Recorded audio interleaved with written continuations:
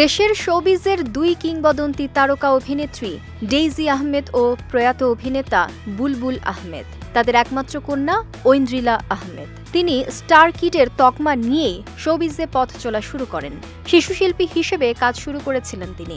ঐন্দ্রিলা একাধারে সঙ্গীত, অভিনয় ও উপস্থাপনায় নিজের যোগ্যতার প্রমাণ দিয়েছেন।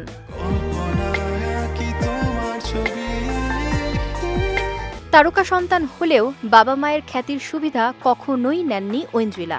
চেষ্টা করেছেন নিজের যোগ্যতা প্রমাণ করে কাজ করার। সম্প্রতি দেশের একটি গণমাধ্যমে তারকা সন্তান হয়ে সুবিধা পাওয়ার বিষয়ে ঐন্দ্রিলা বলেন, ছোটবেলা থেকেই ইন্ডাস্ট্রিতে কাজ করছি শিশু শিল্পী হিসেবে। স্টার কিডের সুবিধা কখনোই নেইনি, সবসময়ই নিজের পরিচয়ে এগিয়ে যেতে চেয়েছি।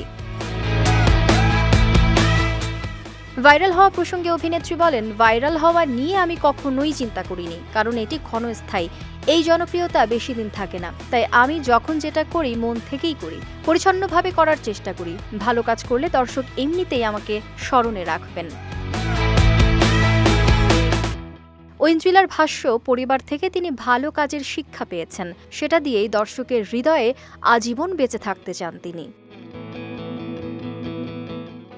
বর্তমানে অভিনয় থেকে অনেকটাই দূরে আছেন ঐন্দ্রিলা। পরিবার ও নিজের কর্মসংস্থান নিয়েই ব্যস্ত সময় পার করছেন তিনি। তবে ভালো গল্প হলে আবারও নিয়মিত অভিনয়ে ফেরার ইচ্ছে আছে তার, সেই আশ্বাসও দিয়েছেন তিনি।